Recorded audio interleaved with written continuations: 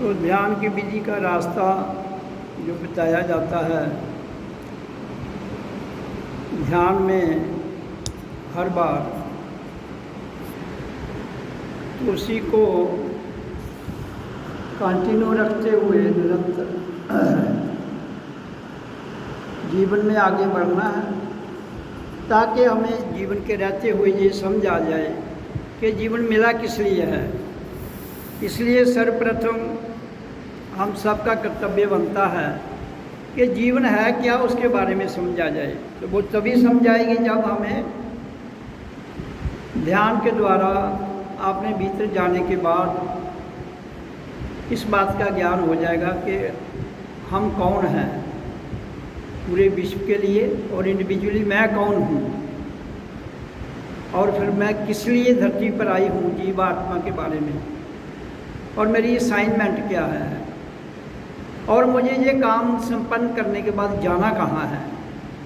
तो ये सारी बातें जो आज तक रहस्य में डूबी हुई हैं संसार में, उनको इस ध्यान विधि के द्वारा अपने आप को अपने भीतर से जगाते हुए हमें इस तथ्य को, इस रहस्य को पूरा भीतर से खोलते हुए कि जो कुछ भी परमात्मा ने धरती पर दिया हुआ है वो केवल मात्र उसकी पूरी सत्ता, उसका पूरा ज्ञान, उसके प्रति पूरी जागृत अवस्था केवल मात्र एक ही जो जनजाति है जहाँ पर वो है मानव जाति, उसको दिया गया है।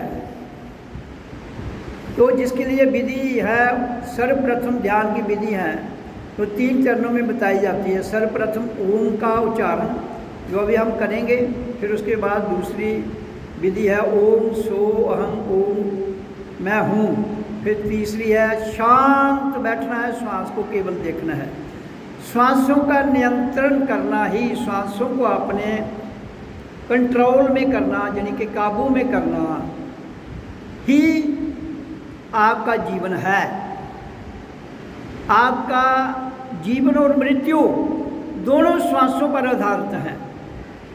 इसलिए जो महापुरुष, जो भी जीवात्मा इस मानव देह में आने के बाद इस श्वासों के रहस्य को ध्यान विधि के द्वारा पूर्णता जान लेता है या जान लेती है, उसको अपने जीवन के बारे में पूरा पन्ना खोल के समझ आ जाएगी, और यहाँ तक कि शरीर कब छोड़ना है इसका ज्ञान भी हो जाता है। लेकिन उसके कुछ नियम हैं, उसके कुछ सिद्धांत हैं। अगर हम उन सिद्धांतों का पालन करते हैं तो मिनिमम आज के युग में हमारा जीवन 3 और 2 चरणों में बटा है, 40, 80, 120। तो दूसरा है 60, 60, 120। तो हमारा जीवन आज के युग में कितना है? 120 ईयर्स, 120 साल हमें मिला है ये। अगर 120 साल को इंसान जिंदा नहीं रहता है इस धरती पर, तो इसका अर्थ क्या हुआ कि उसने अपने आप को जाना नहीं। अगले 20 साल आदमी जिंदा नहीं रहता है, अपने आप को जानना नहीं। अगर अपने आप को जानना है भी तो फिर उसने इसके मूल जो सिद्धांत हैं 120 साल जिंदा रहने के, उन पर अपना क्रियात्मक जीवन नहीं ढाला है। इसलिए हम कहें वो ऐसे मर गया, वो तैसे मर गया, उसको ये हो गया, उसको वो हो गया, ये सारी की सारी किस्से कहानियाँ हैं। किस्से कहानियाँ कब शुरू होती हैं? जब हम किसी राह से भटक जाते हैं, जब हमारा कोई काम नहीं होता है तो हम डरते हैं, तो फिर किससे कहानियाँ जोड़ते हैं, ऐसा नहीं ऐसा होना था, ऐसा नहीं ऐसा होना था। तो वो ऐसा होना था, ऐसा नहीं होना था, ये आत्मा की प्रतिक्रिया नहीं है, ये आपके मन की प्रतिक्रिया है, ये आपकी बुद्धि की प्रतिक्रिया है, आपकी इंद्रियों की प्रतिक्रिया है, आपके शरीर भौतिक स्तर पर जो माया का है, माया की प्रतिक्रिया है। आप जब आप किसी प्रतिक्रिया को, किसी बात को अपने जीवन के रहते हुए इतना पक्का कर लोगे तो कहीं ना कहीं आप भ्रमित हो जाओगे। बाकी जो काम हमने इस धरती पर शुरू किए हैं वो उन काम के लिए तो आप आए नहीं थे। वो काम आपने मन के द्वारा, बुद्धि के द्वारा और फालतू, मतलब मन के द्वारा उतना काम लेना है जितना आपकी बुद्धि समभाव में फैसला लेती है। तो समभाव में बुद्धि है नहीं आपकी, तो जो फैसला लोगे वो गड़बड़ है। इसलिए you have no right to take any decision. इसलिए किसी को भी यहाँ हक नहीं है कोई फैसला ले। उसका लिया हुआ फैसला बुद्धि का है, उसका लिया हुआ फैसला मन का है, उसका लिया हुआ फैसला उसकी इंद्रियों के जो विषयों का है। तो इसलिए ये संसार उसी उलझन में फिर भिन्न भिन्न शक्तियों को उजागर करता है और फिर उन शक्तियों को एक सत्ता देते हुए कुछ समय के लिए अपनी बात सिद्ध करने के लिए वो इस धरती पर समय गुजार के चला जाता है और यहाँ अपनी वाणी के द्वारा, अपनी भाषा के द्वारा और जो कुछ वो कृत्य कर रहा है वो सारे के सारे यहाँ छोड़ के चला जाता है।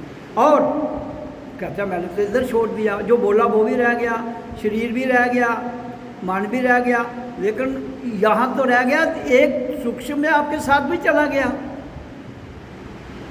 एक तो यहाँ रह गया, एक आपकी जीव आत्मा के साथ सूक्ष्म रूप में वो साथ भी तो चला गया। क्यों कि यहाँ रहते हुए आप जीव को तो मलियामेट कर नहीं सके। वो जैसे आया था उसमें प्लस माइनस करके कुछ और डाला, कुछ माइनस किया, कुछ डाला, कुछ माइनस किया, तो उसी गति में चलेंगे। तो इसलिए ध्यान की विधि के 3 ही रास्ते हैं। सर्वप्रथम ओम का उच्चारण। दुनिया में ध्यान के एकाग्रता के 72,000 तरीके हैं, 72,000।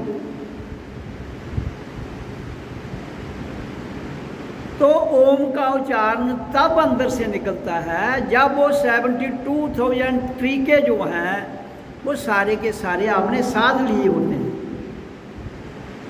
जिस दिन 72,000 जो हमारे भीतर जितने भी हैं, अष्टांग योग, फलाना योग, आसन योग, प्राणा योग, सब के सब और भी आपकी किताबों के द्वारा बताए गए तरीके 72,000 हैं। और वो तब तक सार्थक आप नहीं कर सकते अपने आप को जब तक वो 72,000 सारे के सारे अपने कंट्रोल में नहीं करेंगे। तो अब जो 72,000 मेथड हैं उनका मालिक कौन है?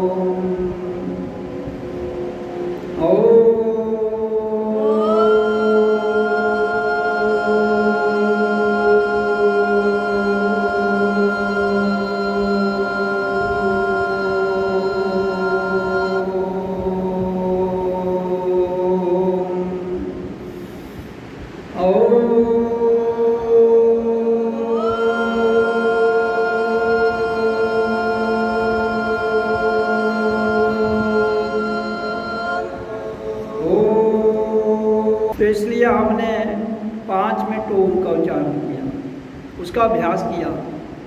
तो जो हमें ध्यान से पहले 5 से 10 मिनट इसका अभ्यास करना है सर्वप्रथम। तो मैं अपने जीवन में मुझे कब ओम के उच्चारण अपने आप निकलता है उसकी चर्चा करें। 40 साल लगे इस जन्म में, जो 72,000 ध्यान की विधियां थी, 72,000 विधियों को शुद्ध करने में, साधने में 40 साल लगे इस जन्म में। उसके बाद ओम का उच्चारण निकला। तो ये इतना आसान रास्ता नहीं, इसलिए कोई अपनाता नहीं है ऐसे। छोटा मोटा कह देंगे किताबों में पढ़ के ओम करो ओम करो, जब तक तुम इसको पूर्णतः साधोगे नहीं। अगर मुझे इस जन्म में 40 साल लग सकते हैं, जिसका हर जन्म इस आध्यात्मिक जो रास्ता है उसमें पूर्णतः लिप्त रहते हुए भी पुराने जन्मों के आधार पर लग सकते हैं, तो आम आदमी की तो स्थिति क्या होगी यहाँ पर। इसलिए मैं कहता हूँ कि ओम का उच्चारण से संसार भागता क्यों है और रजिस्टर नहीं कर पाता है। इसकी वाइब्रेशन को रजिस्टर करना मरने के, एक बार नहीं मरना, हजारों बार मरने के समान है। मरना कोई चाहता नहीं है, अच्छा कोई चाहता भी नहीं है, फिर भी इसका उच्चारण करता रहेगा, ये फिर भी मारेगा उसको। क्यों कि इसका एक करैक्टर है ओम का। दिस इज द फाइनल जो मेडिटेशन है, वो वर्ल्ड में सबसे उत्तम और साकार और स्थापित स्थिर विधि है, जिससे कोई बदल नहीं सकता। इसलिए हर धर्म ने इसको आगे तो रख लिया, लेकिन इसको प्रत्यक्ष में करने के लिए जीवन किसी ने नहीं दिया। हिंदुओं ने ओम, सिखों ने एक ओमकार, मुसलमान ने अल्लाहू अकबर। तो हु भी ओ देता है बाद में, मतलब किसी ना किसी तरीके से छुपाकर लोगों ने इसका जो मूल था उसको दबाया। जैसे हिंदू में ओम नमः शिवाय, ओम नमः भक्त, मतलब ओम को रख लिया, लेकिन मूल करने में दिक्कत हुई। क्यों? क्योंकि ये पहले तो आपका सब कुछ छीनेगा। कैसे? हमारे भीतर एक रस चलता है, हमारा शरीर रसों के द्वारा चलता है, पता है आपको। शरीर में 7 प्रकार के रस हैं। तो जो 7 प्रकार के रस हैं उनके द्वारा शरीर को मजा आता है, उसके द्वारा मन को मजा आता है, उसके द्वारा जीव को मजा आता है, उसके द्वारा आपको मजा आता है। तो ये सारे के सारे मज़े सुखा देता है। जब सब के सब मज़े सूख जाते हैं इसके द्वारा, तो वो किसकी हिम्मत होगी? करोड़ों में किसी एक आध की। 2 4 5 7 8 7 तक तो सुखा लेगा, 10 के 10 जो 7% 70% तो कोई सिखाएगा, 100% कोई सिखा नहीं जाता। 70 के ऊपर जैसे ही जाता है, कोई ना कोई ऐसी करिश्मा कुदरत का होता है कि आदमी घबरा जाता है। फिर उसके शरीर को कोई ना कोई प्राकृतिक दिक्कत और दिक्कतें आना शुरू हो जाती हैं। फिर वो समझता है यार मैं तो परमात्मा का नाम ले रहा हूँ, मैं तो भजन कर रहा हूँ, ये भाई दिक्कतें कहाँ से? मैंने तो इसलिए कर रहा दिक्कतें खत्म हो जाएं। भाई पहले तो आप रस में लिप्त थे, रस आपका जीवन था, है और रहेगा। तो इसलिए अच्छा वो आ गया किसमें? आपके शरीर तक सीमित। एक जीवन आपके शरीर तक सीमित आ गया जिसमें रस है। एक है जीवन जिसको हम आनंद कहते हैं, जिसको हम आनंद कहते हैं। रस में मज़ा है, आनंद नहीं है। रस में क्या है? मज़ा। तो आनंद कब मिलेगा? जब रस सूख जाएगा, और सूख कर आप भी सूख जाओगे। शरीर आत्मा नहीं, आप भी सूख जाओगे और फिर सूख के जल जाओगे, तप जाओगे। मैंने वाणी में लिखा है, जो मेरे विरह में तप जाता है, अग्नि में तप जाता है, वो मेरा भगवान बन जाता है। और जो मेरी शीतलता में तप जाता है, वो मेरा ईश्वर बन जाता है। तो उसके बाद, दोनों तप के बाद, फिर जब बाकी रस का कुछ नहीं बचता है, तो फिर उसके भीतर हमारी मृत्यु घटित हो जाती है, जिसको कहा है संतों की मृत्यु। फिर जब वो संतों की मृत्यु घट के जिंदा होता है, फिर आनंद शुरू होता है। लेकिन इंसान का स्टैमिना इतना है ही नहीं, बहुत कम लोगों का स्टैमिना होगा। जहाँ पुराने जन्मों के उनके संस्कार इतने प्रबल होंगे, तो वो किसके हैं? इसलिए धीरे धीरे करते जाइए। अल्टीमेट जिस दिन आपकी प्राण वायु थम जाएगी, आपका रस सूख जाएगा। रस सूख जाएगा, फिर आपकी बॉडी, गला है आपका, चेस्ट है, बॉडी है, ये सारी चीज़ें सूखना शुरू हो जाती हैं। तो जीभ जो है ये तालू के साथ लग जाती है।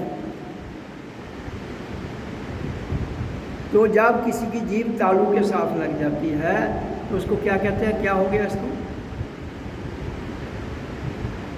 ये छुट्टी हो गई इसकी, अब ये बोल ही नहीं पाएगा। लेकिन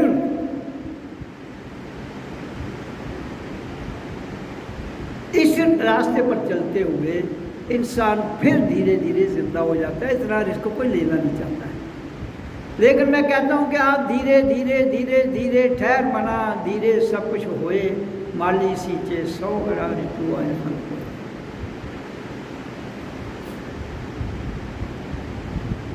और सबसे बड़ी बात है कि भक्ति के रास्ते पर नारी सबसे आगे है,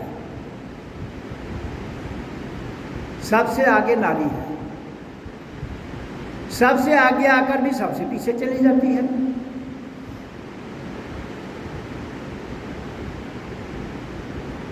कारण क्या है? सबसे ज़्यादा सत्संग औरतें सुनती हैं, सबसे ज़्यादा भजन औरतें गाती हैं, सबसे ज़्यादा नात व्रत औरतें रखती हैं, सबसे ज़्यादा फंक्शन औरतें मनाती हैं, और से सबसे ज़्यादा जो प्रकृति में डिमांड है वो औरतों की है। उसका कारण क्या है? क्यों कि नर और नारी के दो भिन्न भिन्न जो शरीर हैं, उन दोनों में आकर्षण है। नारी जो है वो आभूषणों से और प्राकृतिक सौंदर्य के आधार पर अपने आप को निखारती है, और जबकि मनुष्य ऐसा नहीं करता है। इसलिए जैसे मैग्नेटिक होता है, मैग्नेट होती है और लोहा होता है, मैग्नेट को रख दो तो लोहा खींचा चलाएगा, टोटे टोटे होगा तो खींचा चलाएगा। अगर मैग्नेट पावरफुल होगी तो बड़े को भी खींच लेगी। इसी तरह से प्रकृति में नारी एक मैग्नेट है।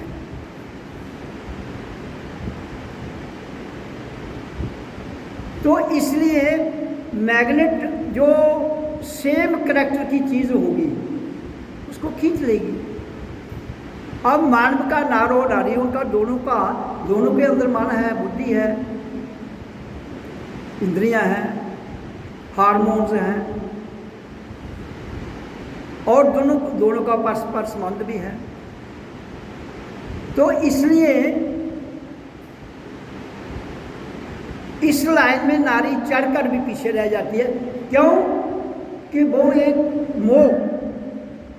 एक मोह और एक दैवीय रूप की सुंदरता उसके अंदर है, और अपने उस सुंदरता में वो अभिमान में आ जाती है।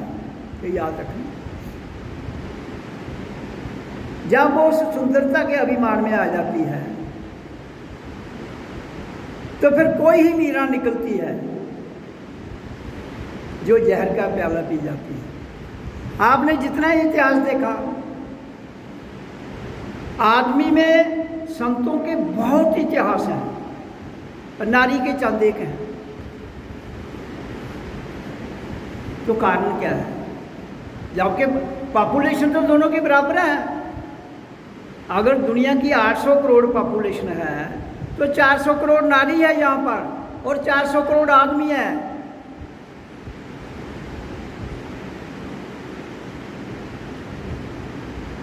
तो इसलिए और कुछ सामाजिक बंधन भी हैं। नारी पर बहुत से सामाजिक बंधन थे, आज भी अभी पूरी तरह नहीं उतरे हैं। तो बंधनों में रखने के कारण भी एक शक्ति को दबाया जा सकता है। इसलिए मैं कहता हूं कि किसी पर पाबंदी नहीं है, ना नारी पर ना नर पर, दोनों को बराबर का अधिकार है। लेकिन नारी जागनी तो चाहिए। अगर वो जागेगी नहीं अपने आप में, तो कोई आदमी नहीं चाहता कि मेरी गुलामी से एक आदमी निकल जाए। हर आदमी को दूसरे की गुलामी, मतलब हर आदमी को गुलामी पसंद है कि वो मेरा गुलाम रहे। जैसे आपको पता है, एक पति और एक पत्नी दोनों आपस में एक परिवार में इकट्ठे शादी होने के बाद सूझबूझ से समझ कर रहना चाहिए। नहीं, लेकिन ऐसा हमारा समाज क्या कहता है? जो भी बात है वो कहता है नारी को माननी चाहिए। तो क्यों कि जो हमारा समाज है ये नारी को नीचे रखना चाहता है। आज नहीं, आप पूरा इतिहास पढ़ लो। हाँ, एक दुक्का मिसाल बन जाएगी आपको, जहाँ नारियों ने बहुत बड़ी शूरवीरता दिखाई है, जहाँ बहुत बड़े वो इस अध्यात्म क्षेत्र में बड़े हैं। तो जब तक स्वयं हम नहीं जागेंगे, नारी स्वयं नहीं जागेगी, तो कभी भी क्रांति लाना बड़ा कठिन है। तो क्रांति के लिए क्या करना पड़ता है? गुलामी की जंजीरें तोड़नी पड़ती हैं। गुलामी की जंजीरें तोड़नी पड़ती हैं। तो गुलामी की जंजीरों पीढ़ी दर पीढ़ी बंधी हुई हैं, और जिसने बांधी हैं तो बड़ा मुश्किल हो जाता है। कैसे? जब आपको जंजीरें बांध दी जाएं, 100 साल हो जाएं, 200 साल हो जाएं, जंजीरें तोड़ भी दी जाएं, तो भी आपको रहेगा कि मेरे पाँव में अभी भी जंजीर है, क्योंकि उसका जो इम्प्रेशन है वो इतना पक्का हो गया होता है आपके शरीर पर। आपने देखा नहीं, एक तोता, उसको पिंजरे में रखो, पहले तो उसको ढक कर रखो, बाद में पिंजरा भी खोल दो, वो उठता ही नहीं है। हालांकि पिंजरा नहीं है, वो फिर भी उधर ही घूमता रहता है। क्यों? क्योंकि उसको गुलामी में इतना इंप्रेशन दे दिया जाता है उसके दिमाग पर कि वो हटता नहीं। इसी तरह से संसार में भी जो डर है, ये कैसे पैदा किया गया? इसी तरह से संसार में डर पैदा किया गया। इंसान, किसी को कमज़ोर करो, फिर उसको डराओ। जब कोई कमज़ोर पड़ेगा उसको डराओगे तो सिस्टम जो है आपको समझ आ जाएगी। हाँ, ताकतवर को आप कभी नहीं डरा सकते हो। अब बच्चा छोटा है, उसको कोई समझ नहीं है, दो लोगों को डरा सकते हो, एक जिसको समझ कुछ नहीं है और जो कमज़ोर है। आप बच्चा है, उसको समझ नहीं है, उसको डरा सकते हो तुम। क्यों? कि वो तुम्हारे अंडर काम कर रहा है, तुम्हारे द्वारा वो बड़ा हो रहा है। तो इसलिए जो हमारा समाज है इसमें बहुत सी त्रुटियां हैं, आज भी हैं, पहले भी थी, लेकिन पहले से थोड़ी कम हुई हैं, लेकिन पूर्ण जागृति अभी नहीं आई है। एक लड़का वो रात को काम पर जाता है, 12-1 बजे आ जाएगा, कोई दिक्कत नहीं। लेकिन अगर लड़की आएगी तो आज भी दिक्कत है।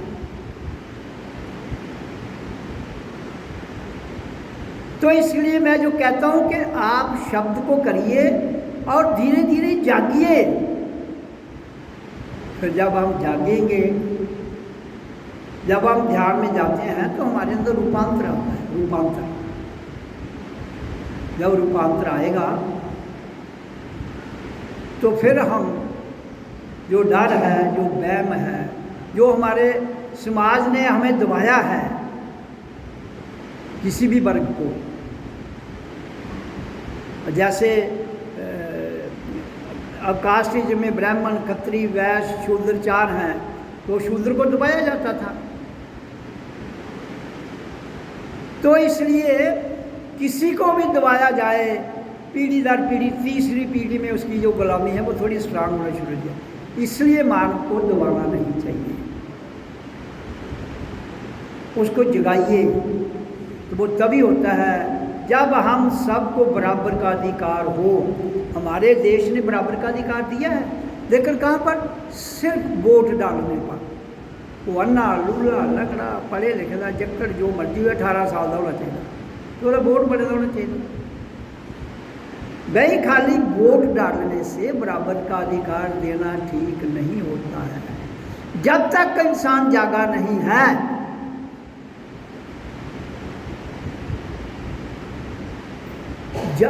अवेयरनेस इज मस्ट,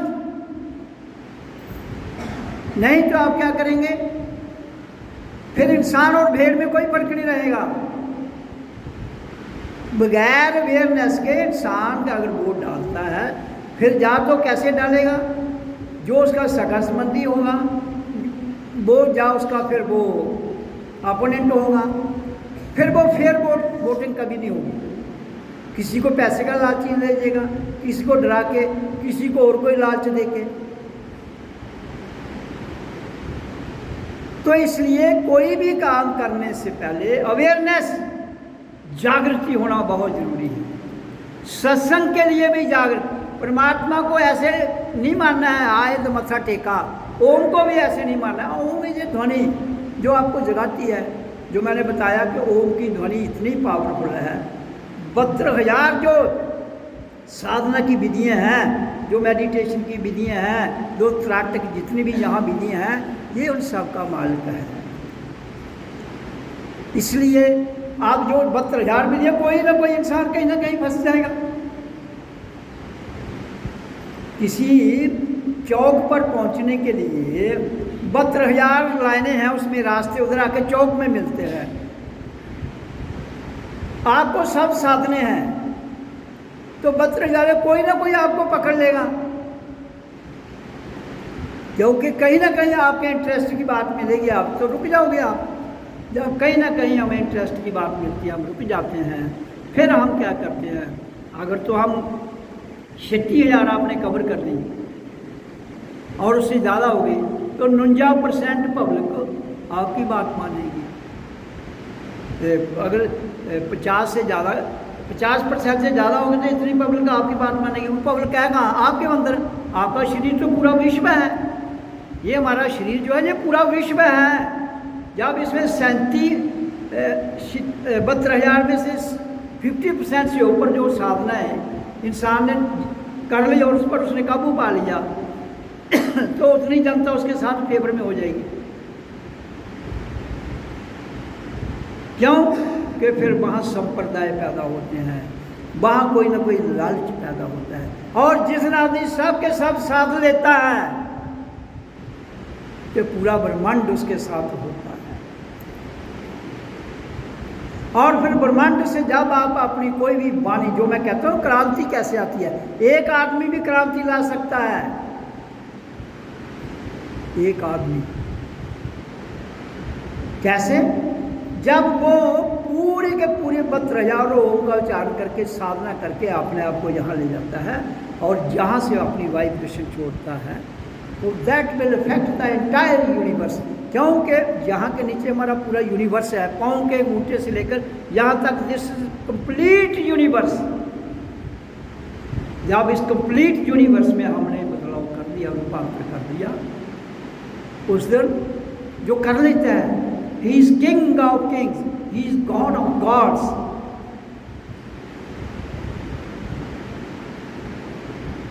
फिर उसके बाद जिसको हम भगवान, ईश्वर, अल्लाह, वाहिगुरु, परमात्मा कहते हैं, उसकी स्थिति उसके अंदर आ जाती है, तो वो अपने विचारों से प्रभावित करता हुआ पूरे विश्व पे क्रांति लाता है। तो इसलिए ओम नाम का उच्चारण जो है ये ध्यान विधि में सबसे उच्च कोटि है। इसलिए सर्वप्रथम आपने जीवन में रूपांतर लाने के लिए हमें सर्वप्रथम जो ओम का उच्चारण है 10 मिनट करना चाहिए। उसके बाद दूसरी विधि जिसकी मैं चर्चा करता हूँ वो है ये भी श्वास क्रिया लेकिन ध्वनि के साथ है। दूसरी मौन है, जिसमें हमने क्या करना है, श्वास को भरना है, श्वास को भरा, शांत ओम सोहम ओम मैं हूँ, उसको करना है। फिर हूँ के साथ छोड़ देना है, ऐसे पहले ले लेना है, फिर ये 5 अक्षर शांत भाव में कहते हुए फिर छोड़ देना है। वो दूसरी विधि है, अब उसका अभ्यास कर लीजिए। श्वास को भरिए, मुंह में ओम सोहम ओम मैं हूँ कहिए, तो हूँ से लंबा छोड़ दीजिए। तो इस विधि को करते रहिए, इस अभ्यास को करते रहिए।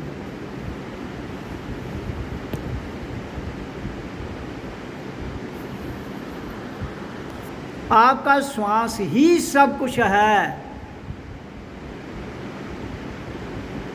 उसी को काबू में कर लोगे तो दुनिया काबू में, उसको काबू में कर लोगे भगवान काबू में,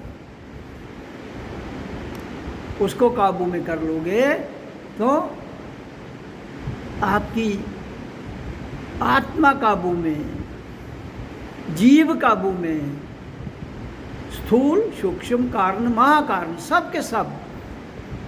तो सारा खेल है श्वासों का, उसी को काबू करना है। ये ओम के उच्चारण के साथ दुनिया में सबसे बड़ी मेडिटेशन जो ध्यान है वो ये है जो मैं बताता हूँ।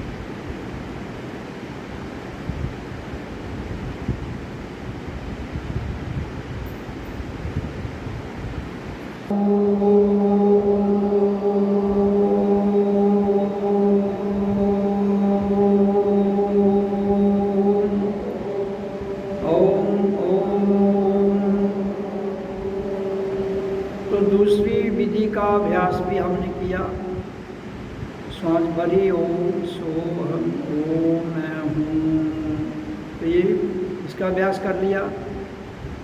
अब तीसरी विधि का अभ्यास करना है, जिसमें आपने कुछ भी नहीं करना है, केवल श्वास आ रही है जा रही है देखना है और अनाहत नाद ध्वनि को सुनना है और आज्ञा चक्कर से लेके टॉप ऑफ द हेड तक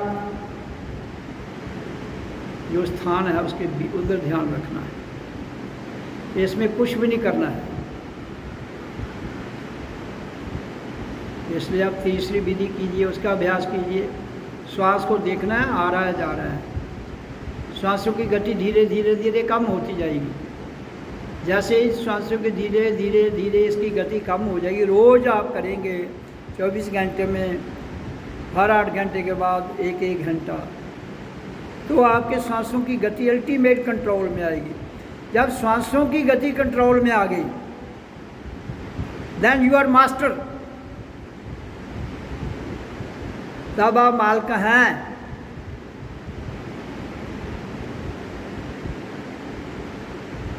इसलिए और ध्यान की तीसरी विधि को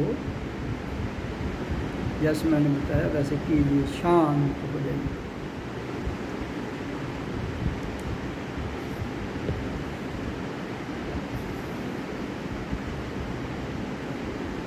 केवल श्वास को देखना है, आ रही जा रही है, ध्यान आज्ञा चक्कर में और उसके ऊपर वाले भाग में नाद ध्वनि चल रही है, उसको सुनते रहिए।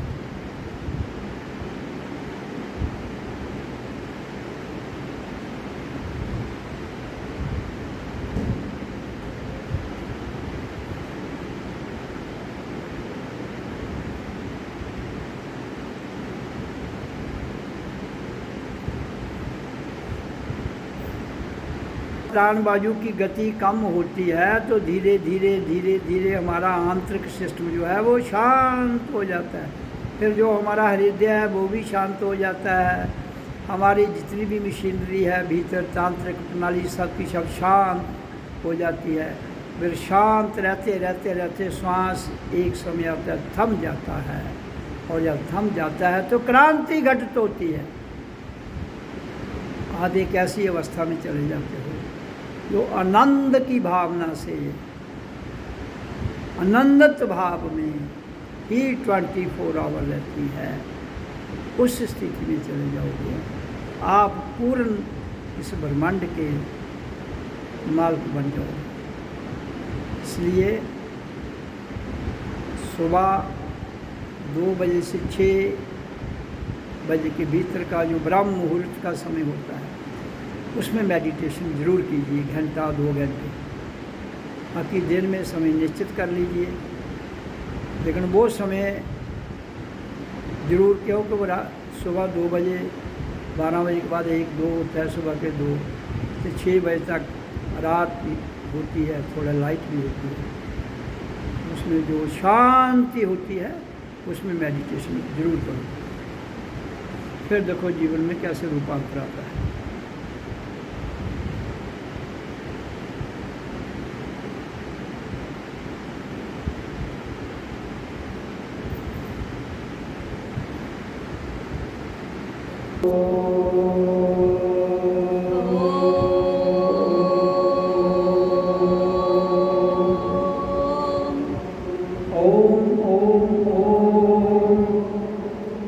तो ध्यान की तीसरी विधि का अभ्यास किया तो तीनों विधियाँ जो हैं,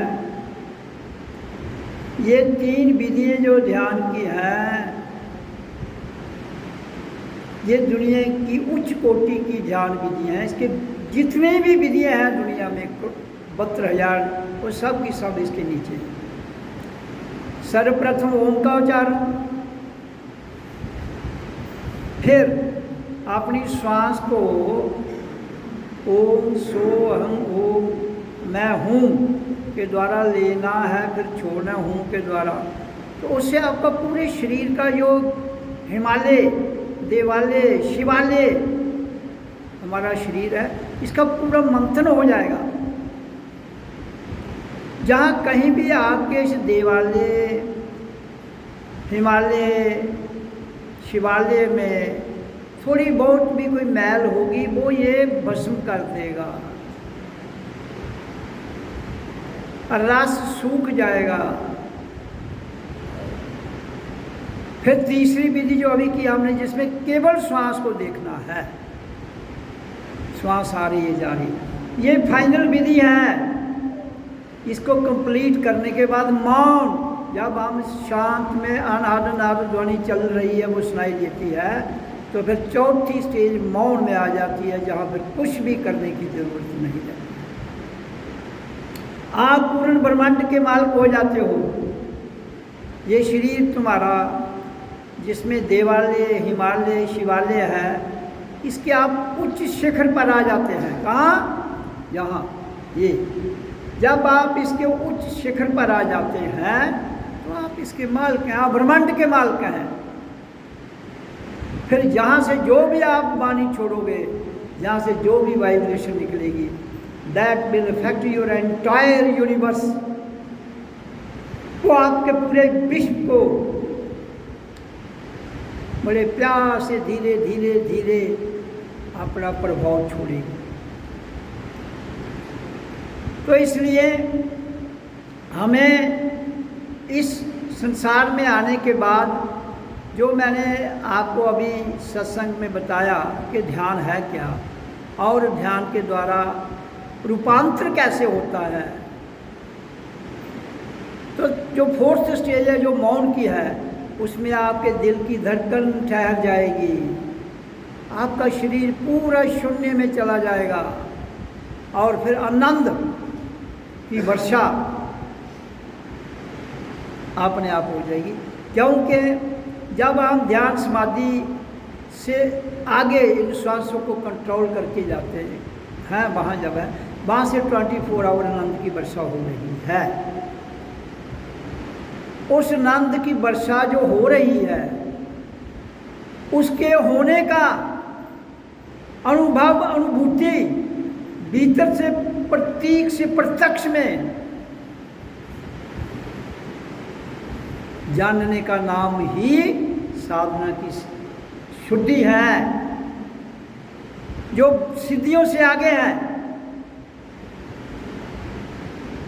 तो इसलिए मैं बड़े स्पष्ट भाव से ये बताता हूँ कि जो व्यक्ति जीते जी अपनी पूरी ऊर्जा को स्थूल से, सूक्ष्म से, कारण से, महाकारण से इस ऊर्जा को रूपांतर करते हुए टॉप ऑफ हेड परम धाम में ले जाता है, वही पूरे विश्व का मालिक है।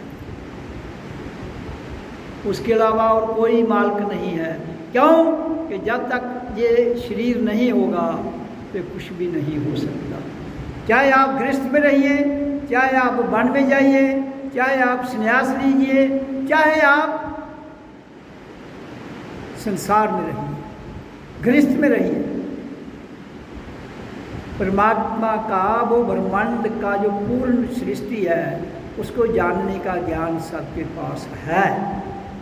लेकिन अब निर्भर करता है ये हम पर कि हम क्या कर रहे हैं। संसार का नाम है माया। माया, मन माया का, बुद्धि माया की, शरीर माया का, इंद्रियां माया की। तो इसलिए तो माया की पूजा की जाती है, इसलिए तो माया के पीछे सारी दुनिया भटक रही है। सुबह से शाम, शाम से रात, रात से फिर सुबह। और माया इतनी है दुनिया में, फिर भी तसल्ली नहीं। उसका कारण क्या है? उसका कारण, कोई तो डूबा हुआ है, कोई माया में डूबा हुआ है, कोई डूबने के लिए तरस रहा है, कोई डूबा है, कोई तरस रहा है। तो ये गैप, ये डिफरेंस, ये फर्क इस संसार में किसने बनाया है? जो लोग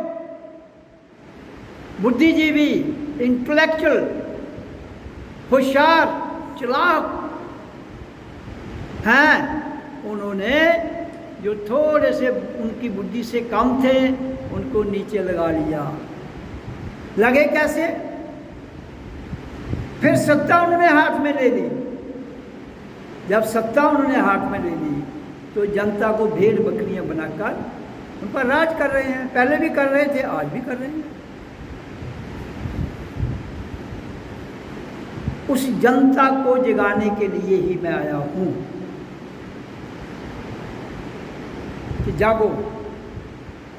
लेकिन जागने के लिए जो रास्ता है वो बताता हूं, चलना आपने है। मैं कहता हूं कि 24 घंटे में 3 घंटे चलिए। आपके जितने भी शक्तियां हैं दुनिया में, जो डराती हैं, जो बहकाती हैं, जो भ्रम में डालती हैं, सब की सब शांत हो जाएंगी, भागेंगी नहीं। क्यों? कि वी हैव क्रिएटेड देम। हमने अपनी ध्वनि के साथ इंसान ने, जिस दिन इंसान नहीं था तो कुछ भी नहीं था, परमात्मा होते हुए भी नहीं था। जब इंसान आया तो परमात्मा भी आया। क्यों? कि जब तक हमारे पास साधन नहीं हो तो हम किसी भी शक्ति का सदुपयोग दुरुपयोग करना ना करना वो हम पर निर्भर है, वो हम पर निर्भर है। इसलिए आप किसी को भी पूछ लो, आपका इष्ट क्या है? हिंदू, मुसलमान, सिख, ईसाई, बौद्ध, जैन, कोई ना कोई किसी को इष्ट मानते हैं ना। भाई हमारा इष्ट कौन है? हमारा इष्ट हमारा अपना आप है। खुद को जानिए, खुद ही खुदा है, खुद ही हमारा इष्ट है। लेकिन चूंकि लोगों ने जो कल्पना के आधार पर समय समय पर जहाँ राजा हुए, समय समय पर जहाँ महापुरुष हुए, उनको इष्ट मान लिया है।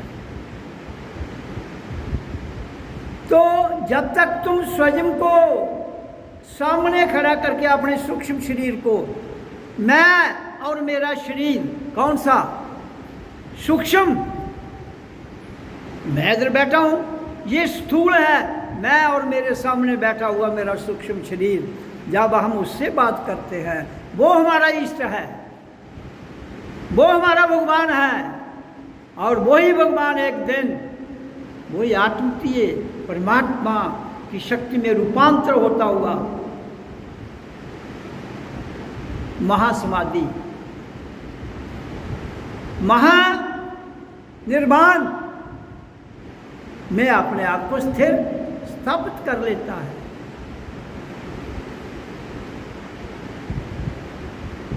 आपको डर का ही का है?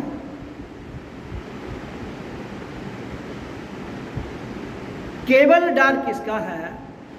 भाई को भाई से डर, भाई को भाई से डर, बहन को बहन से डर, बहन को भाई से डर, ताए चाचे मामे रिश्तेदारों से डर। क्यों? क्यों? कि जो एक दूसरे के साथ रहता है, एक दूसरे का राज जानता है, वो सोचता है यार ये कहीं मेरा पोल ना खोल दे, डरता है। तो जब तुम्हारा राज ही कोई ना रहेगा, डर कब तक है? जब तक तुम्हारा राज, तुम्हारा सीक्रेट दूसरे के पास है। तो कहता अपना सीक्रेट अपने पास भी पूरे विश्व में फैला दो। अपने सीक्रेट को, जो आपकी कमजोरी है, उसी को अपनी ताकत बना लो। तुम्हारा कोई कुछ बिगाड़ नहीं पाएगा, कोई कुछ नहीं बिगाड़ पाएगा।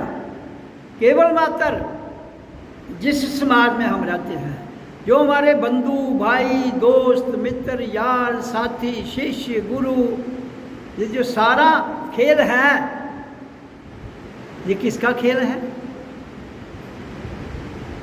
राज का खेल।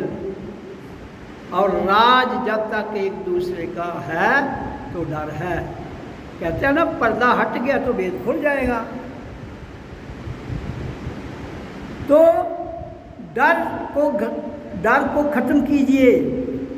वो डर जो हमारे भीतर पाला गया है, किसके द्वारा? मन के द्वारा, बुद्धि के द्वारा, समाज के द्वारा, गुरुओं के द्वारा, आपके इष्ट के द्वारा, आपके तथाकथित धर्म गुरु जो आपको डराते हैं,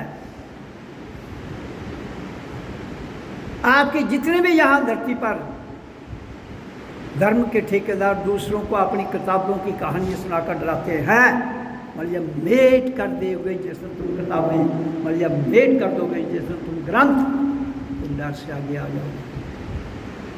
लेकिन आसान नहीं है। क्यों नहीं आसान है? जहाँ मैं देखता हूँ हिंदू धर्म में, मुसलमान संप्रदाय में, ईसाइयों में, अपने अपने ये रीति रिवाजों में, अपने अपने कर्मकांड में इस तरह पक्के हैं, तो कहते यही सत्य है। तो जब कोरोना हुआ तो इंसान मरता था, तब इन किसी को याद नहीं आया, वो ना किसी को कर्मकांड याद आया, ना किसी को दफनाना याद आया, ना किसी को कुछ और याद आया। तो तब लाशों की लाशें इनको नहीं मिलती थी तो जलाई जाती थी, जब दफनाई जाती थी तब कोई इनका वो कर्मकांड नहीं होता था।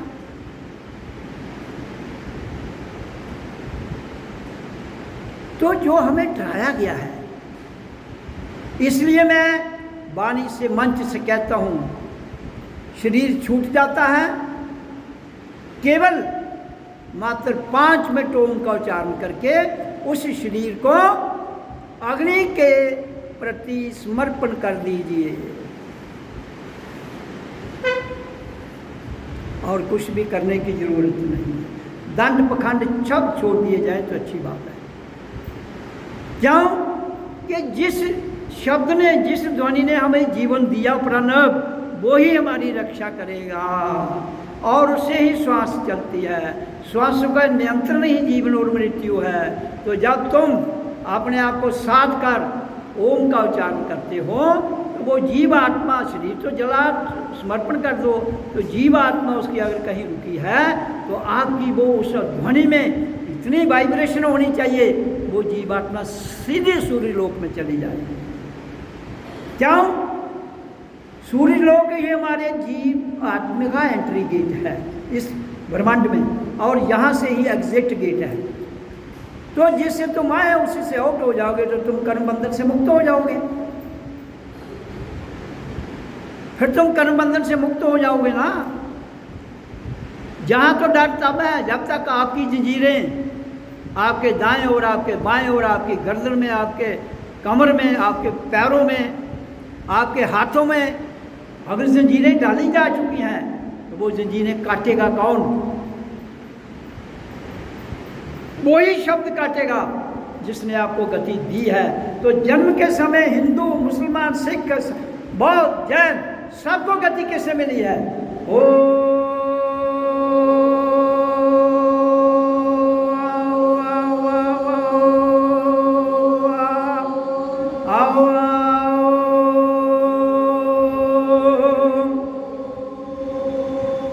इसी शब्द से इंसान को, नर हो या नारी हो, गति मिली है उसकी जीवात्मा को। इस देह में आने के बाद ये देह भी तभी मूवमेंट में आया था। तो जब आप इसी शब्द को करके उसको जो भी करना है, आपने जलाना है जला दीजिए, दफनाना है वो आपकी मौज है, लेकिन जलाना सबसे बेहतर है क्योंकि उसके लिए जगह कम चाहिए। और फिर वहाँ अगर किसी प्रकार का वो उसमें गंदगी भी होगी तो वो आग में हर चीज़ भस्म हो जाती है। तो इसलिए जो इतने प्रपंच संसार में रचे गए हैं केवल आपको मूर्ख बनाने के लिए। देखो जो वो कराते हैं ना उससे कुछ होना ही नहीं है। हाँ ओम वो भी 1-2 बार लगा देंगे आगे पीछे।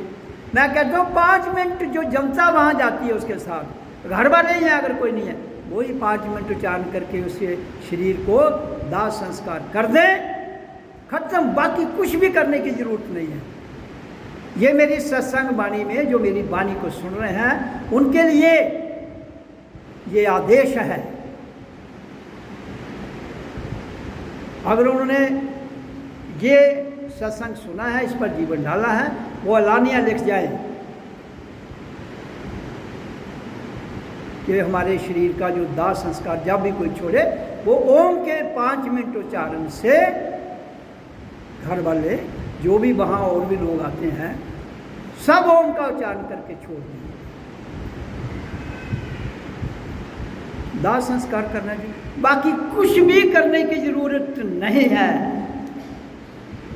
हाँ, बाकी आपने भोजन खिलाना है, चाय पिलानी है, वो संसार है, उससे जीवन चलता है, वो करिए। जो देना है, किसी को देना है, लेना है, वो आपकी मौज है, लेकिन ड्रामा करके मत करिए। वो पहले तो कोशिश करो जीते जी दे दो। मैं क्या कहता हूँ, 10% दान दे दो, जीते जी। वो तुम उस देते नहीं हो, बाद च अगे पीछे भगदड़ मचदी, ये सुट्टो, दाने सुट्टो, क्या ये ड्रामा है भाई?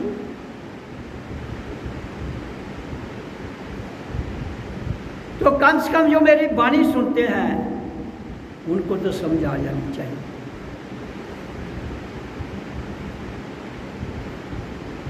तो जो भी ये सुनता है, हाँ, मान लो आपके घर वाले नहीं मानते हैं, आप अपनी वाणी में कह जाओ, अगर वो नहीं ऐसा करेंगे तो जरूर भुगतेंगे। वो मेरे से लिख कर ले लो।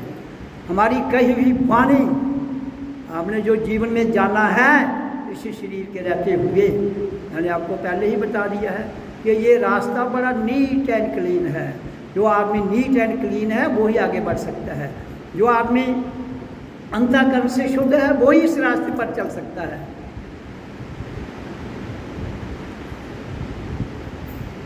इसलिए मेरे साथ मैं जो कहता हूँ उस पर चलिए। मेरा इसमें कोई लालच नहीं है, मैं केवल जहाँ जनता को जगाने के लिए आया हूँ।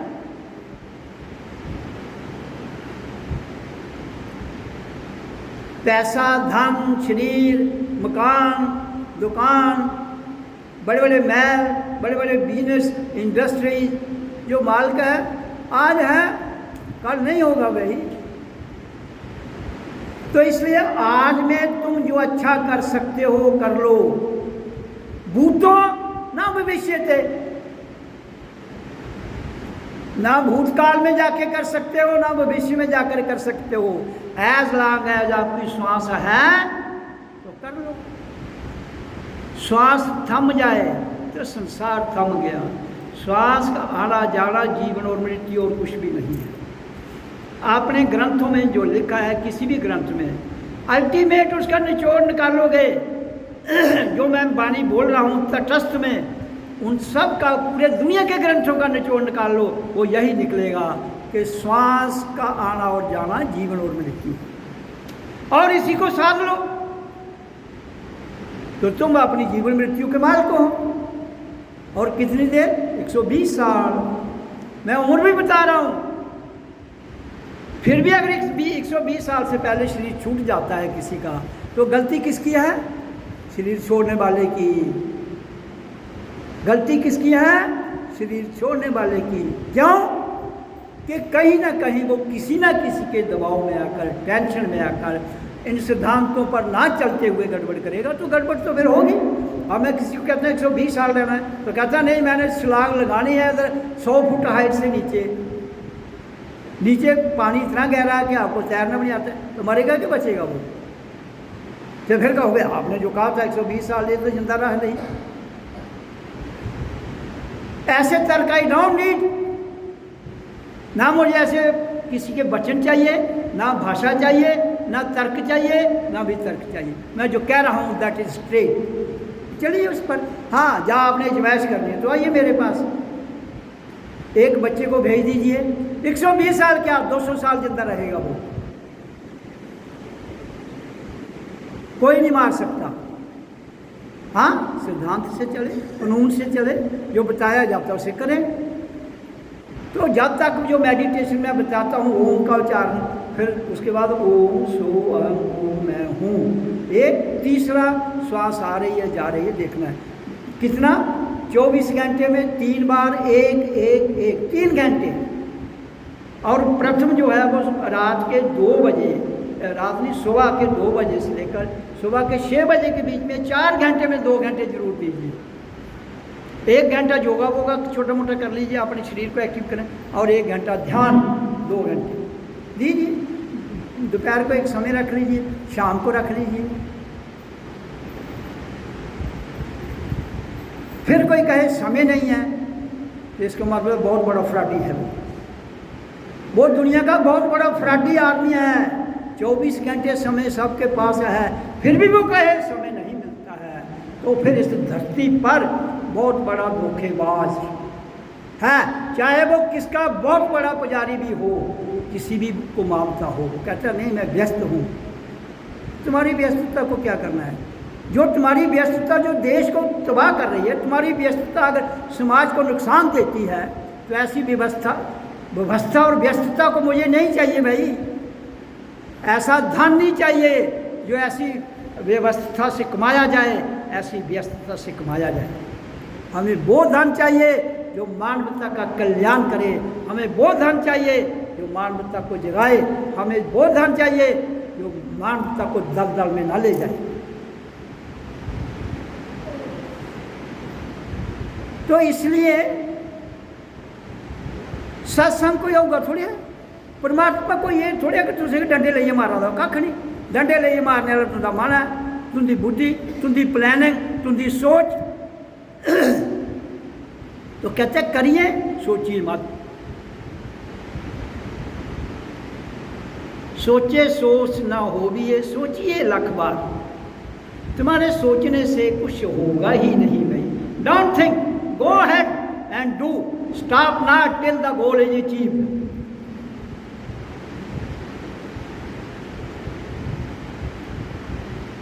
बाकी दुनिया चल रही है, चलती रही, ये रुकेगी थोड़ी, थमेगी भी नहीं। इधर अच्छे लोग भी आएंगे, बुरे लोग भी आएंगे, इधर शरीफ भी आएंगे, इधर बदमाश भी आएंगे, इधर मीसने भी आवन, चलाक भी आवन, वो तो आते रहेंगे। हमें उनसे क्या लेना है? हमने खुद को ठीक करना है कि हमारे अंदर ये जो बातें बताई जाती है वो कौन सी बात हमारे अंदर तो नहीं पनप रही है। तो धर्म के ठेकेदारों ने आपको इस तरह डरा कर रखा है। एक लड़के लड़की की शादी कराते हैं और इस तरह डरा देते हैं उसको, तू ये नहीं करेगा तो ये हो जाएगा, ये नहीं करेगा ये हो जाएगा। जागिए। मैं कहता हूँ self realisation is must for eternal peace and bliss in the universe. अपनी पहचान कीजिए, हु आर यू, तुम कौन हो। अगर तुम्हारी गीता 18 क्षोणी फौज को भस्म करके भी कृष्ण को पाप नहीं लगता है, आपको कैसे लगेगा? बताइए ना। एक आदमी 18 क्षोणी फौज को युद्ध में मरवा देता है और फिर वो भगवान है।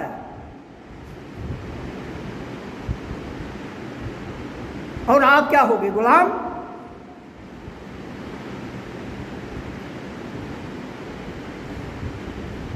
तो उसके पीछे तर्क कुछ नहीं है।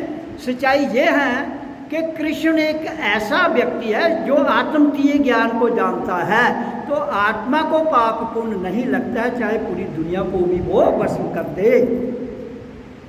परमात्मा के द्वार में पूरी दुनिया में भस्म होके चले जाए, वो कभी नहीं कहेगा तुम क्यों आ रहे हो। आपके घर में एक मेहमान आ जाए, आपको चक्कर पे ही आ, लेकिन उसके द्वार में ये पूरी दुनिया चली जाए, इस ब्रह्मांड में, ये इस ब्रह्मांड में आपके पाँव से लेकर यहाँ तक कि पूरी ऊर्जा लीन हो जाए, इससे कोई फर्क नहीं पड़ता है। ये ब्रह्मांड एक्सेप्ट करता है, बड़े प्यार से करता है और फिर आनंद देता है। इसलिए गीता का जो ज्ञान है वो कृष्ण के जो आत्मतीय ज्ञान को जानने वाला व्यक्ति है उसको पाप पुण्य नहीं लगता है। इसलिए इधर तो एक आदमी को कत्ल करो, 302 दफा लगेगी तो आपको अंदर ठोक देंगे, सजाए मौत हो सकती है। वो कानून गवर्नमेंट का है और गवर्नमेंट अंधी, अंधे जहाँ के अंधे रास्ते जाएं तो जाए कहाँ। अब मैं कह रहा हूँ अंधी, ये कहेंगे ये चंगा आदमी है, ये अंधा, आखिर गवर्नमेंट अंधी। भाई यहाँ के कानून ही अंधे हैं। क्यों? इस कानून के पास ये निर्णय लेने की कोई क्षमता नहीं है कि गलत कौन है ठीक कौन है।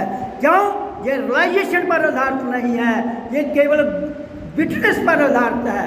जो विटनेस पर आधारित होती है वो पूर्ण सत्य नहीं होता है। इसलिए इनको क्राइम बाहर से दिखता है और फिर उस क्राइम पर सजा देते हैं। पहले जो क्राइम जो करने वाला है उसने क्राइम किया क्यों?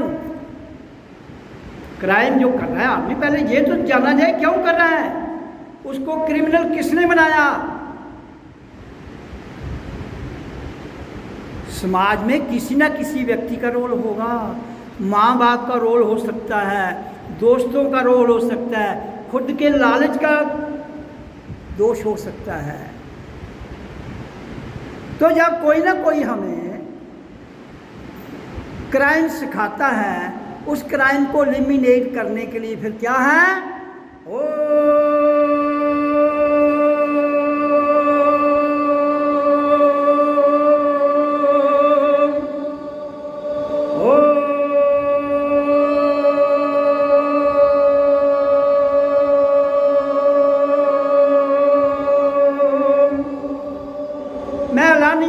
से कह रहा हूं, संसार के धर्मगुरु, संसार के राजनेता, चाहे वो किसी भी देश में किसी भी पद पर हों, वो सब 3 घंटे ओम का उच्चारण करें रोज।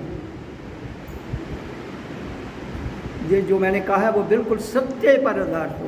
कोई अदालत की जरूरत नहीं रहेगी, कोई पुलिस की जरूरत नहीं रहेगी। करें, लेकिन नहीं करेंगे, कभी नहीं करेंगे। एक कहता करेंगे, दूसरा कहता नहीं करना है, तीसरा कहता नहीं मैं अल्लाहू अकबर करूंगा, चौथा कहेगा नहीं मैं जय राम कहूंगा, एक कहेगा मैं ओंकार करूंगा। तो वो क्यों?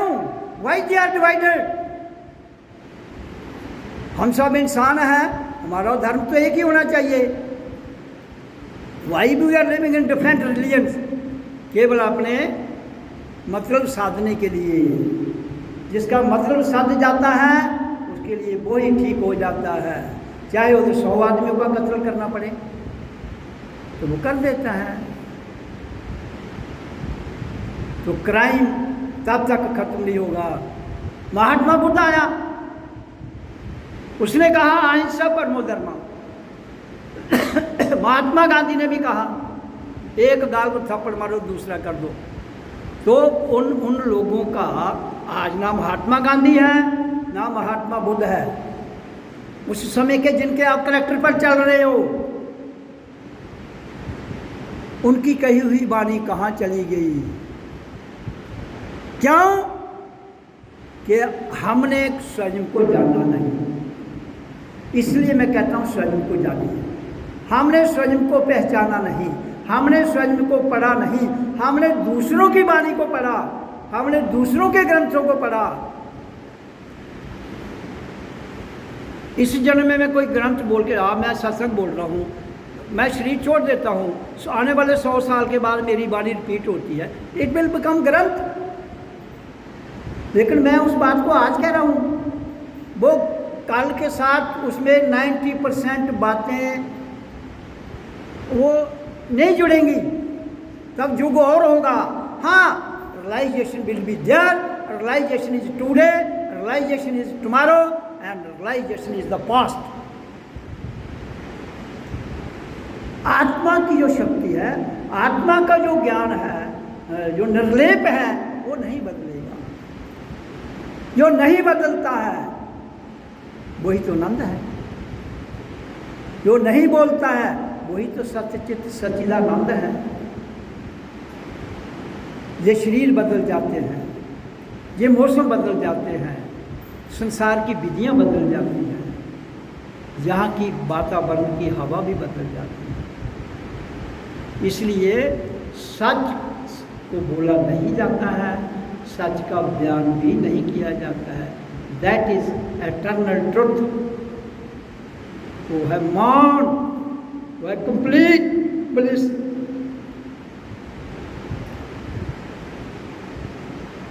मैं सत्संगियों कहता हूँ यार बातें कम किया करो, मौन रहा करो। हाल में सत्संग खत्म होने के बाद कंप्लीट मौन, किसी को मत बुलाइए, मुंह में श्वास को लिए छोड़ दीजिए, उसको देखते रहिए, खाना खाइए, शांत बैठिए, जितनी देर बैठना है, जाना तो चुप करके चले जाइए। और मेरे पास भी आके ये माथा टेकने की जरूरत नहीं होती है। जब यहाँ से सत्संग खत्म हो गया, शांत प्रसाद खाइए, चुप गुम निकल जाइए। मैंने जो कुछ बोल दिया है, इससे ज़्यादा और क्या करोगे? मेरे को मिलकर क्या होना है? अगर मेरी कई बातों पर ही नहीं चल रहा है, जो मैं कहता हूँ उस पर ही नहीं चल रहा है, तो मेरे को मिलकर या मेरे को नमस्ते करने का या ऐसे करने का कोई लाभ नहीं है भाई। क्यों? कि मैं किसी को अंधेरे में रखना चाहता ही नहीं। मैं जिसके लिए आया हूँ, मुझे मेरे पास समय का है फालतू बातें करने का, मेरे पास समय का है ये इधर उधर की कहानी सुनने का, सुनाने, लेकिन फिर भी सुनता हूँ, सुनाता हूँ, फिर भी सुनता हूँ, सुनाता हूँ। क्यों? कि कहीं ना कहीं इनके अंदर का वहम, इनके अंदर का डर, इनके अंदर की मैल जो कहीं ना कहीं इनके किसी न किसी अंग में फंस चुकी है, वो निकल जाए।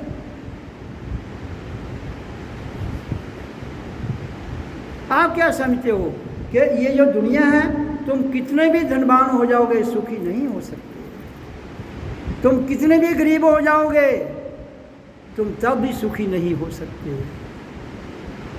तुम कितने भी पैसे वाले हो जाओ, दुखी नहीं होना है। तुम कितने भी गरीब हो जाओ, दुखी नहीं होना है। लेकिन तुम दोनों उल्ट कर रहे हो। अमीर होकर तुम खुश होने का एक ड्रामा नाटक कर रहे हो। खुश नहीं हो लेकिन यू आर एक्टिंग। और गरीब होकर तुम खुशी नहीं हो, लेकिन खुश रहना चाहिए, लेकिन तुम दुखी होने का नाटक कर रहे हो कि मुझे कष्ट है, मुझे दुख है। तुम्हें कहाँ दुख है? तुम्हें कोई दुख नहीं, किसी को कोई दुख नहीं। जिसने देखो, दुख का अर्थ ये नहीं है कि आपको पीड़ा नहीं होगी, आपको दर्द नहीं होगी, आपको ये वो तो होगा, that is a part of the संसार। वो द्वैत में विश्वास करता है और द्वैत में झगड़ा है। संसार द्वैत का नाम है, उसमें झगड़ा है, तो झगड़े में रगड़ा तो लगेगा, किसी को कम किसी को ज़्यादा, किसी को कम किसी को ज़्यादा।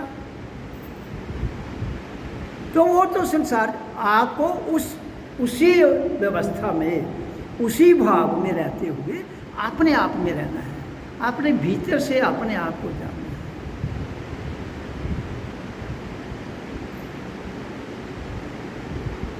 अपना रांझा, आपका रांझा आपके भीतर है। आपका रांझा राजी हो जाए भीतर से, तो बाहर के रांझे भाग जाएंगे।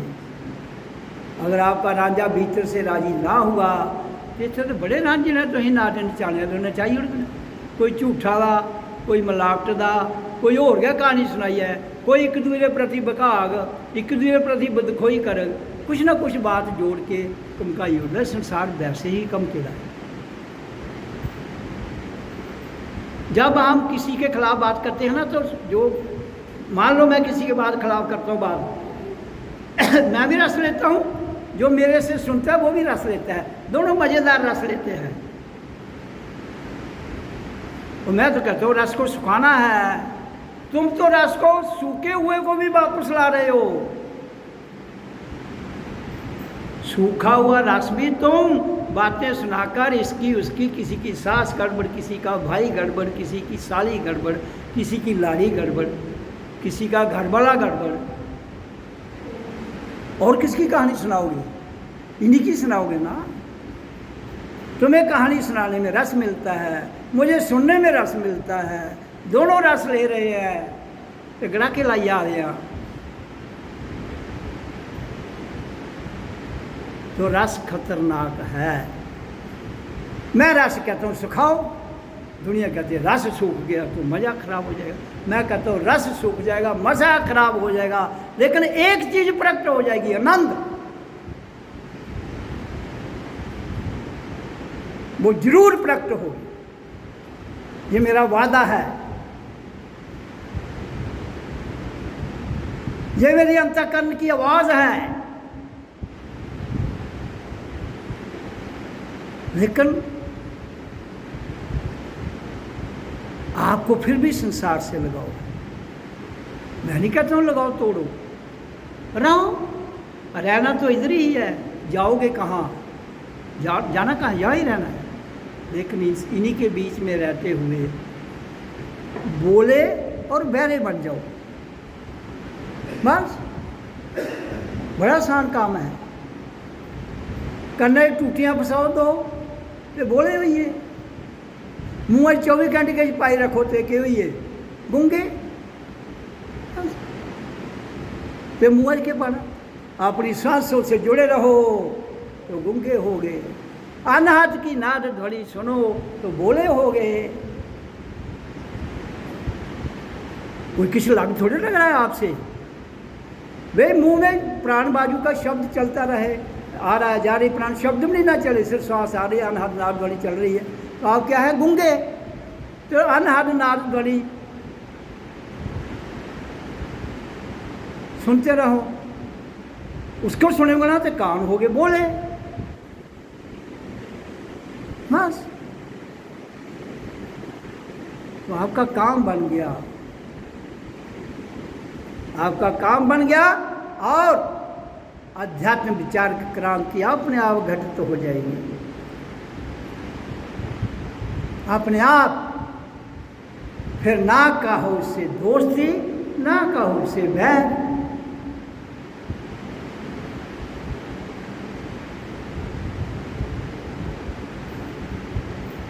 तो फिर सबका मांगो खैर, फिर सब दुनिया अपना अपना मस्ती में रहे।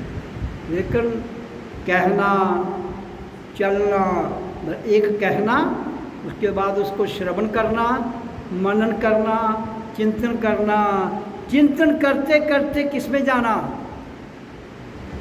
चित्त से चेतना में, चिंतन से चित्त, चित्त से चेतना में जाना हम सबका कर्तव्य बनता है। ये है सत्संग की परिभाषा।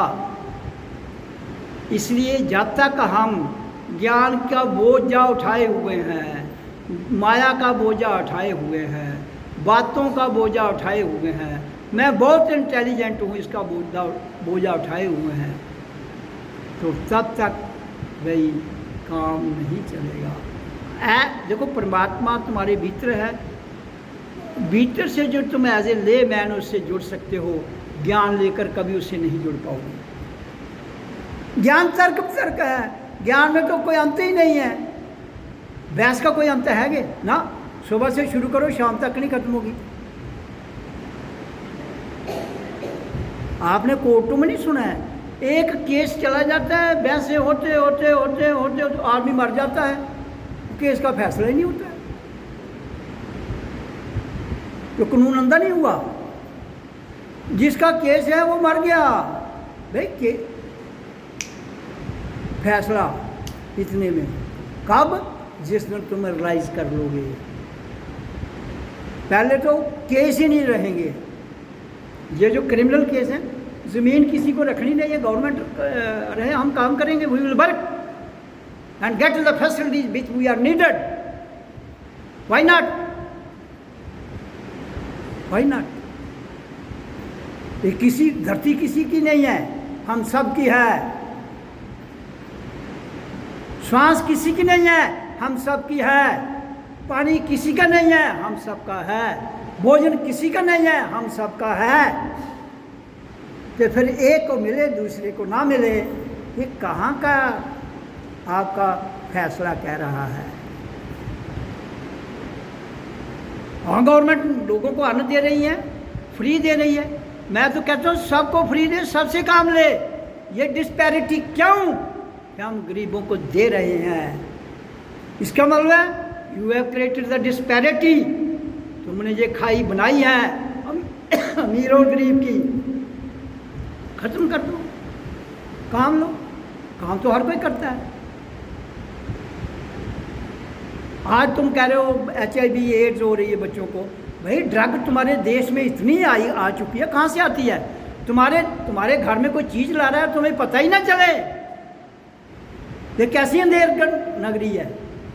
तुम्हारे घर में कोई चीज़ देता है, इसका मतलब तुम सोए हुए हो, छोड़ जाता है और तुम्हें होश ही नहीं है। आज दूसरे मुल्क से एक शिप आता है, उसमें अरबों रुपये की हीरोइन आ जाती है, हमारे देश में उतरती है और अब पता ही ना चले इनको,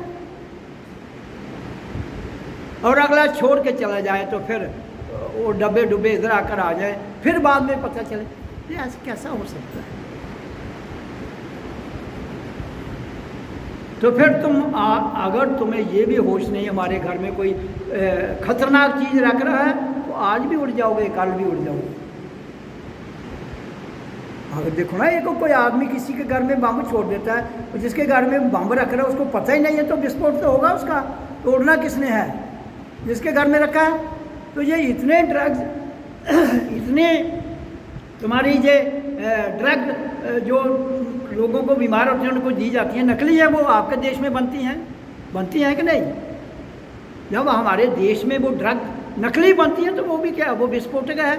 जिसका इलाज कर रहे हो वो, उसका इलाज तो कम होगा, मरेगा वो पहले। तो कहाँ जा रहा है देश? कहाँ जा रहे हैं लोग? और उसी में लिप्त हैं नकली दवाइयाँ खाने में, मैं भी और आप भी। ये जो ऊपर बैठे हैं राजनेता, धर्म नेता, इनको तो नकली नहीं ना देंगे वो, क्योंकि डरते हैं, वो सत्ता में है। आम आदमी 90% जनता तो आम है, उससे उनको डर थोड़ी है। उनको तो नकली उनको ही बेचेंगे ना। आप किसी मिनिस्टर को थोड़े नकली दवाई देंगे, किसी धर्मगुरु को नकली दवाई थोड़े देंगे जो इनके ठेकेदार हैं। आम जनता को देंगे। जो देने वाले हैं वो इनके एजेंट हैं, ये उनको पाल रहे हैं। इसलिए इनको सुधरने की जरूरत है, नहीं तो इनका इलाज मैं अच्छी तरह से जानता हूं। समय सबको दे रहा हूं, समय सबको दे रहा हूं, इलाज मुझे पक्का आता है। क्यों? जो इस मंच से इस दम से बोलता है उसके पास इलाज तो जरूर होगा।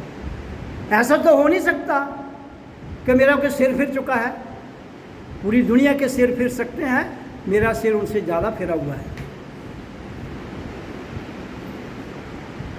समय जरूर देता हूँ, खुद को भी और सबको भी। इसलिए इसी के साथ मेरी वाणी सुनने वालों को मेरा धन्यवाद। ओ